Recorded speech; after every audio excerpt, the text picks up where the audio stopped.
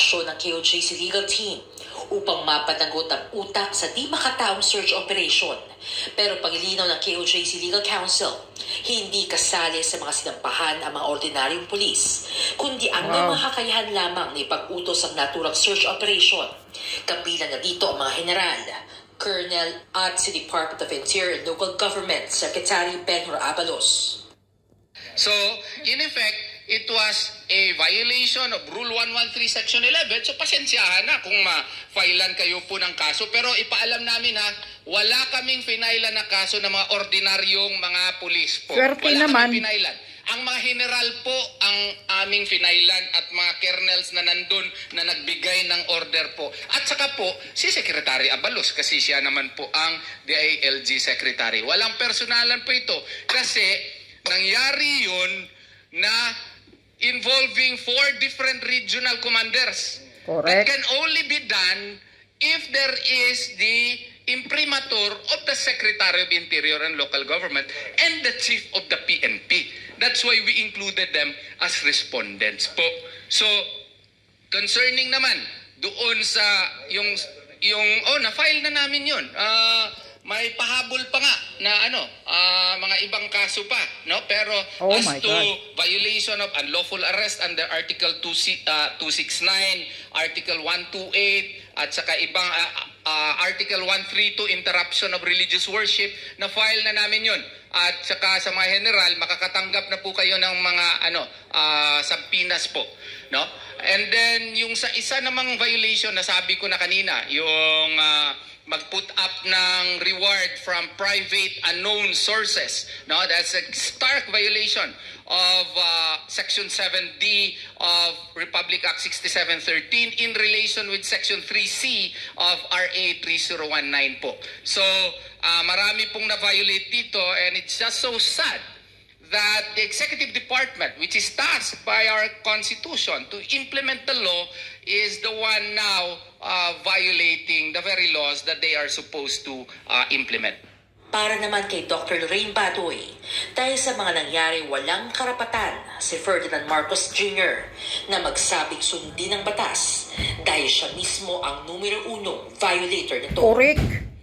Actually, the laws here that you just mentioned is just a tip of the iceberg of the laws that Ferdinand Marcos Jr. has already violated. No, napakarami. So this president doesn't have the moral ascendancy to be asking us to follow laws because he himself is the #1 violator of our laws. Para sa Diyos at sa Pilipinas kung correct. Yeah, tama. Tama ka talaga, Dr. Badoy. Ang kapal ng mukha ng Marcos Jr. Ang galing magsalita, sundin niya ang batas. Batas is batas. Bakit ikaw, Marcos Jr., sinunod mo ba ang batas? You are the #1 violator of our laws. Yan, tama si Dr. Badoy. #1 bina-violate mo. Ang hindi pagbabayad ng tax noon pa, buong pamilya mo. Habang ikaw ay senator that time.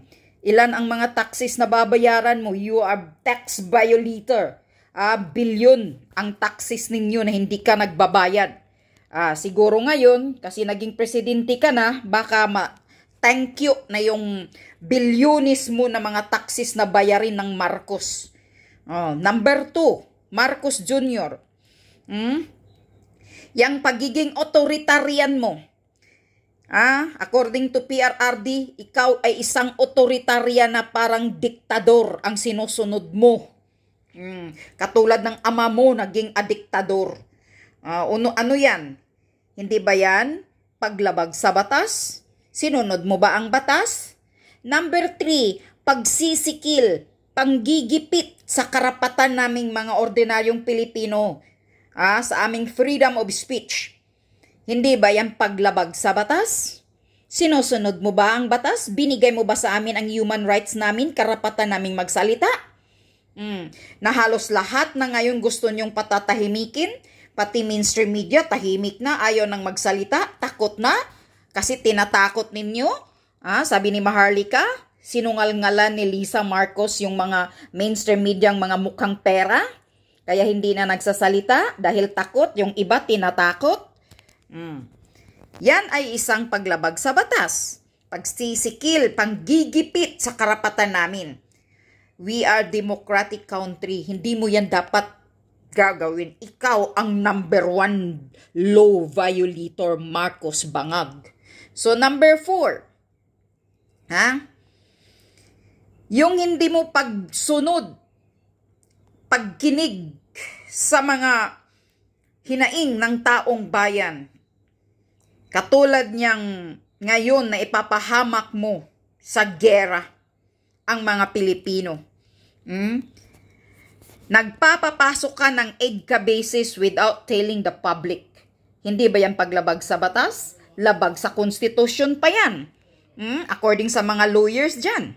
Ilang beses na yan sinasabi ng mga abogado na labag sa batas kahit si Harry Roque. Nabawal sa batas yung paglagay mo ng mga EDCA bases. Yung pagpapapasok mo ng mga missiles ng weapon ng Americans. Na nagpapapasok ka na tahimik, na ni isang government people, government servant, senator, or congressman walang nagsasalita, isekreto mo, hindi ba yan paglabag sa batas?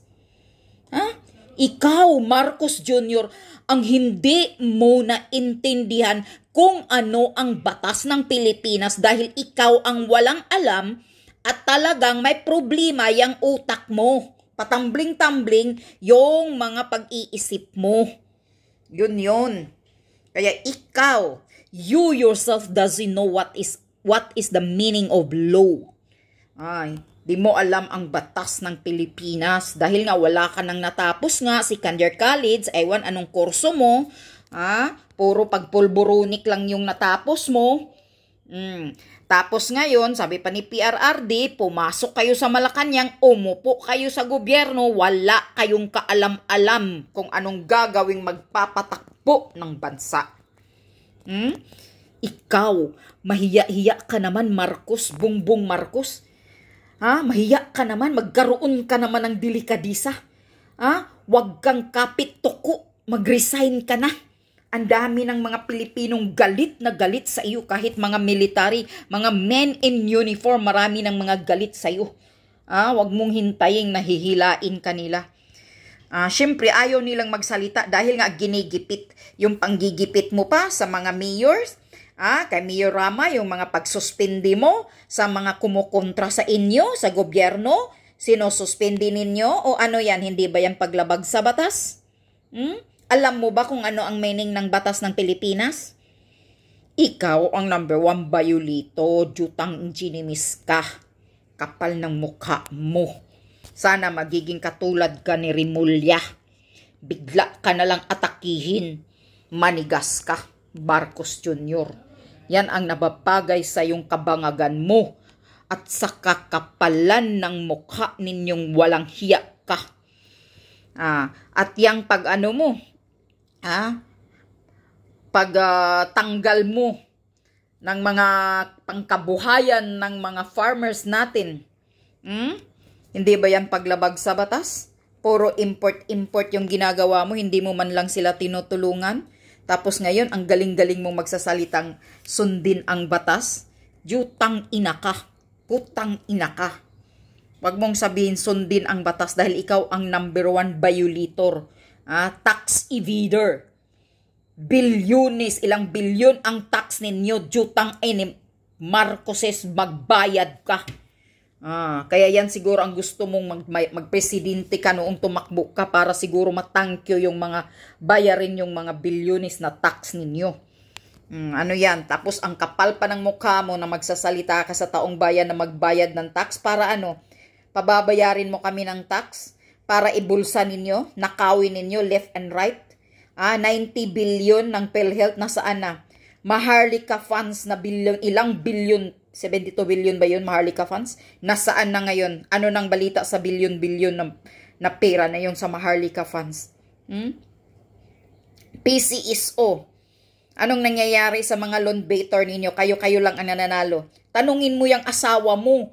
Asawa mong sindikatong smuggler, sabi pa ni Maharlika.